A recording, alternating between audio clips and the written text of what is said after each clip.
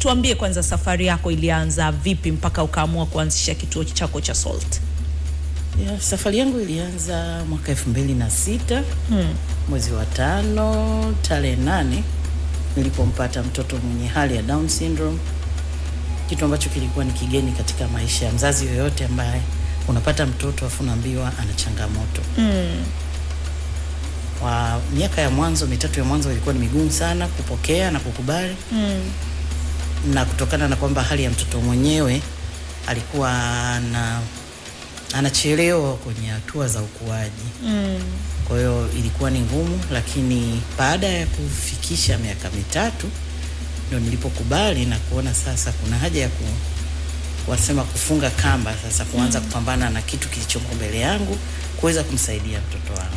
Miaka hii 3 ya kuhangaika, kukubali, kusema kwamba nitamlea huyu mtoto, uzoefu wako ulikuwaje kuanzia kuungwa mkono kutoka kwenye familia na hata baba wa mtoto? Kwa kweli ni ngumu. Kwa jamii nyingi ya sisi wa Afrika, mtoto mwenye hekima humfurahisha babaye. Mwana mpumbavu mzigo kwa mamaye. Kwa hiyo ilikuwa ni ngumu sana. Kwa nini iko hivyo? Ndio naona wengi tumeishika hiyo. Ukimaanisha nini? Yaani kwamba ukipata mtoto ambaye ni mzuri, sifa nyingi sana zinakuja kwa baba. Na pongezi nyingi sana kwa baba. Lakini mtoto anapokuwa na changamoto, mzigo wote huachiwa mama. Na ni kwa wengi sana. Ni na kwa ndivyo ilivyokuwa. Wote ni hivyo. Hata mimi ilikuwa hivyo. Ilikuwepo baba, lakini mara nyingi sana lawama ilikuwa inarudi kwangu kwamba ndio chanzo cha matatizo.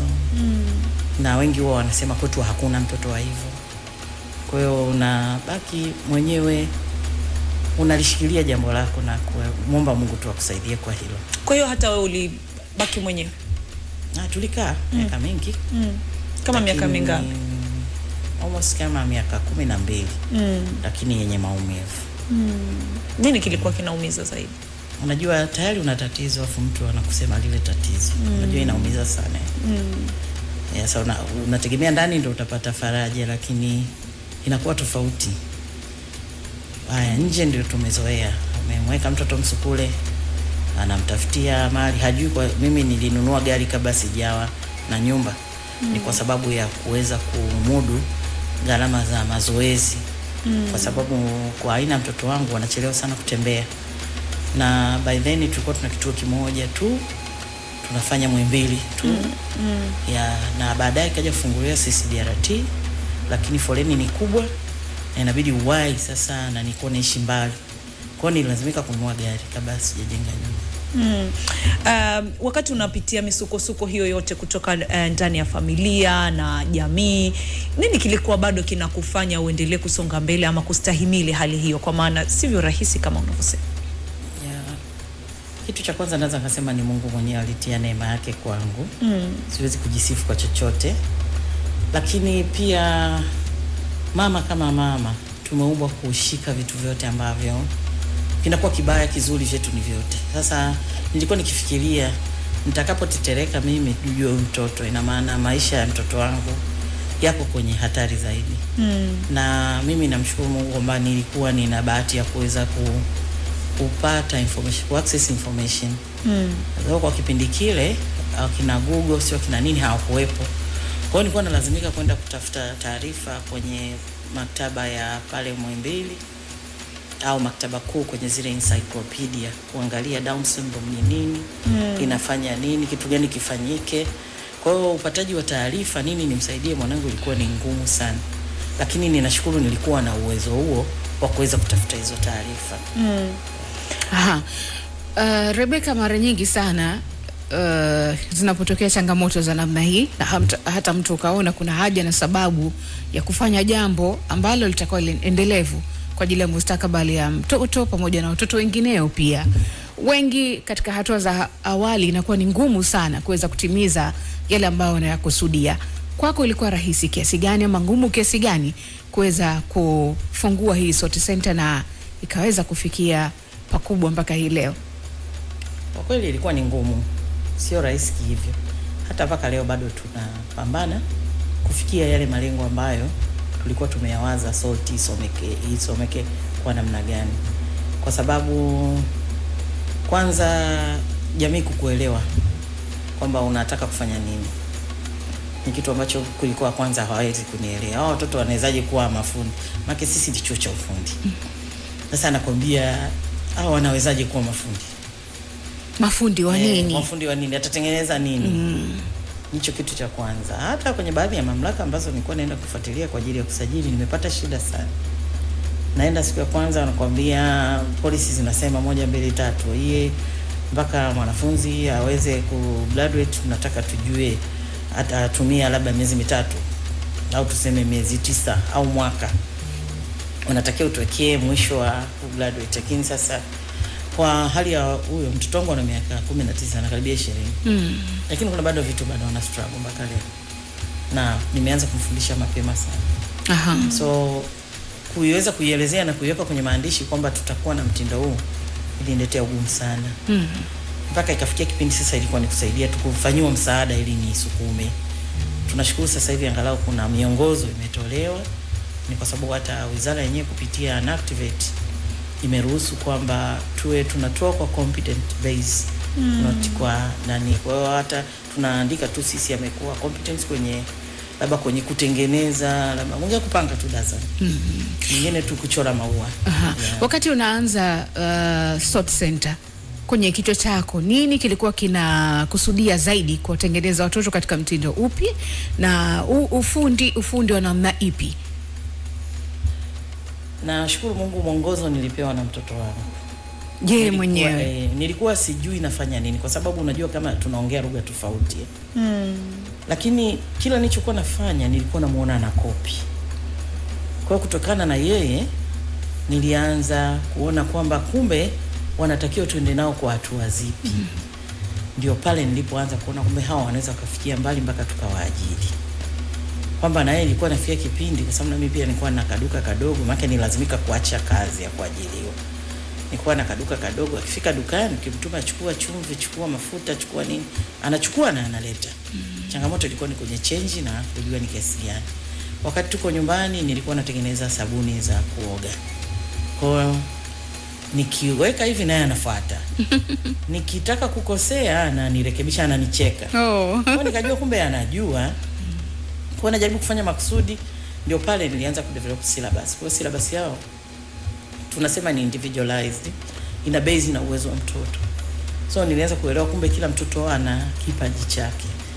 Na mwanzo kabisa nilikuwa nimelenga sana watoto wenye Down syndrome kwa sababu ni hali ambayo nimeizoea.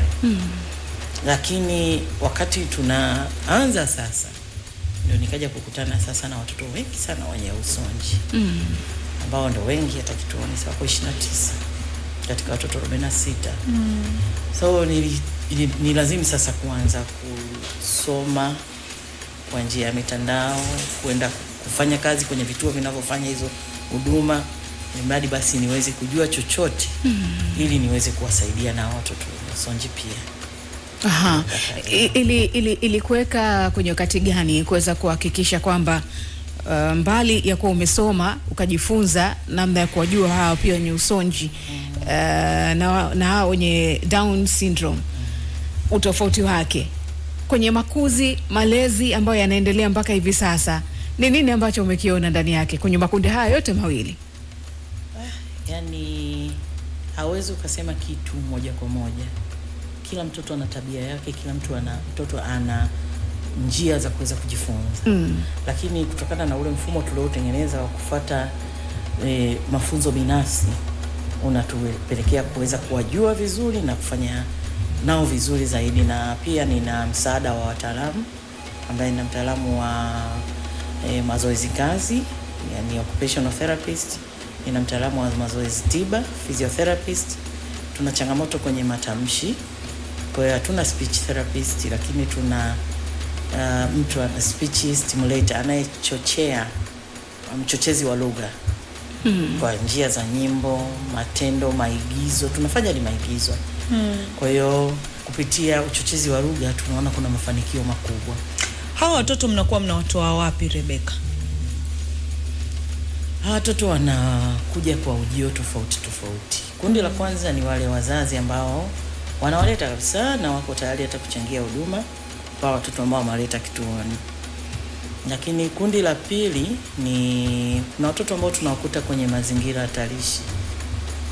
Kwa mfano kuna mtoto tulikuta sehemu yeye ana usonji, hana matamshi. Watoto wengi wa usonji hawana matamshi. So alikuwa anafanyiwa vile vitendo vya kidhalilishaji, anaingiliwa na wengine ni member wa familia, wengine majirani. Sasa ifikia kipindi mpaka ametoroka nyumbani usiku wa manane. Na ni maeneo ya Manzese, kwa hiyo akavamiwa na watu zaidi ya 10 wakamfanyia hivyo vitendo viovu, wakamchomeka na chupa ya bia sasa. Kwa hiyo tulivyompata kwa kweli alikuwa kwenye hali mbaya sana. Kwa kuna watoto wa aina hiyo ambao tunawachukua, na pia kuna mila potofu kwamba ukiwa na mtoto mlemavu ni laana. So kuna baadhi ya watu wanadiriki. Kuna mtoto mmoja ambaye alikuwa anawekwa na mbuzi. Wamejenga kibanda kidogo ndani ya mbuzi na wamekaa hapo. Mwingine walichimba shimo nyuma ya nyumba wakamweka huko kwamba akiingia kwenye yale malango ndani memba wengine wa familia watapata mkosi huo. Kwa amekaa kule zaidi ya miaka 6 akiwa anatupiwa chakula kama mbwa, na siku nyingine apewi. Kwa alikuwa anapitia kuna kipindi anakula hadi kinyesi chake. Kwa hiyo hawa watu wanakuwa nawapa ripoti ama mnajuaje kama sehemu fulani kuna watu wanatupa ripoti? Ni hivi tunavyokuja kwenye vyombo vya habari, tunaongea, labda unasema mtoto usonje na tabia hizi na hizi na hizi. Mtu anaanza kuona mbona kama ni hizi alichokieleza ndio yule mtoto tunayemwona.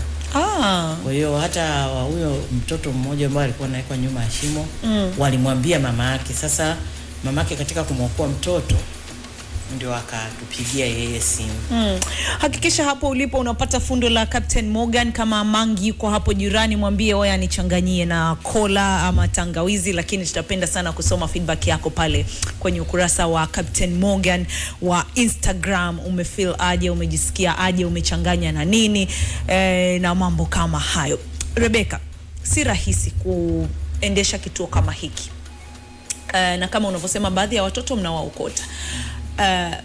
Gharama zinakuwa zinatoka wapi za uendeshaji, ama mnafanya njia gani kuhakikisha kwamba kituo kweli kinajiendesha na watoto wanapata mafunzo na tunaona talanta zao?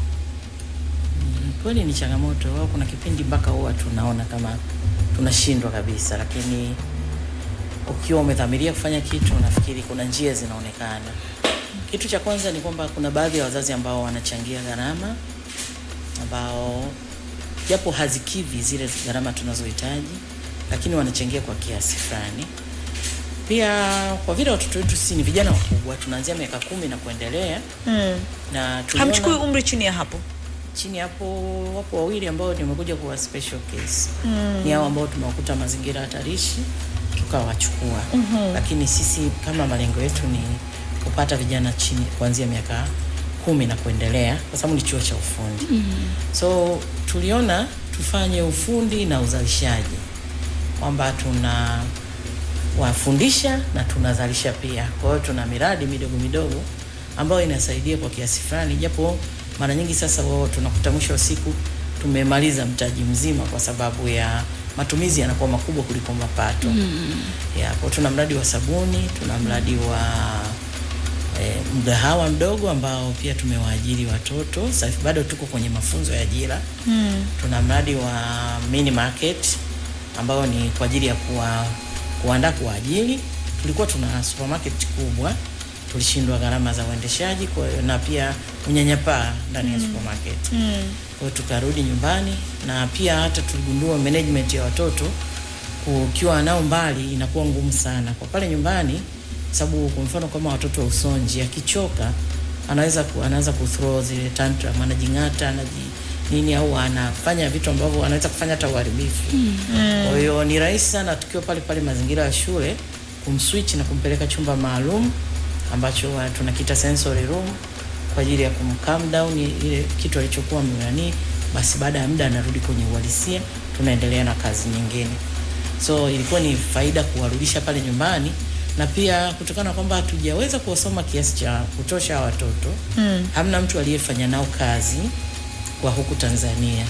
Kwa hiyo pia tuko darasani tunaandaa mwongozo wa kuajiri hawa watoto wenye changamoto za ufahamu, ambapo kama mtu anataka kumwajiri tutampa mapungufu na mazuri ya yule mtoto, kwamba ikifika kipindi fulani umeona ana behave hivi, basi muache apumzike au mpe maji akae chini, then ataendelea na kazi. Mmeweka limit ya kufanya kazi kwa hawa vijana ambao wanakuwa labda wamefikia ile hatua ya kuweza kuajiriwa? Nimekuwa nikisoma nikaona mgawa mmoja, sio hapa Tanzania, Indonesia, wamewapa masaa kadhaa kufanya kazi. Yeah. Tuko bado kwenye kusoma. Tuwezi kuchukua experience ya watu itatusaidia.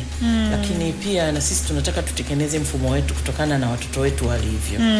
Tunachukua za watu wenzetu wana maandalizi toka wadogo. Mimi naletewa kijana na miaka 19 hajawahi gusa hata darasa. Amefungiwa ndani siku nzima. Kwa hiyo nikichukua mfumo wa watu nitakuwa namuonea. Kwa hiyo tunatengeneza mfumo wetu binafsi na kwa hali binafsi ya mtoto, kwamba kwa huyu kijana fulani unataka kumwajiri, ana mazuri 1 2 3, mapungufu challenge zake ni 1 2 3. Ili kumwajiri unatakiwa umvumilie kwa haya anayopitia, na haya akipitia tunafanya 1 2 3. Ukiona anajingata, anajijeruhi, basi unaweza ukamshika kichwani, kama unampetipeti, unampunguza ile tantrum, basi unamwona anatulia, basi unamwambia vizuri, uzuri wanasikia wote, wewe ni kaka mkubwa, unaweza kufanya kazi.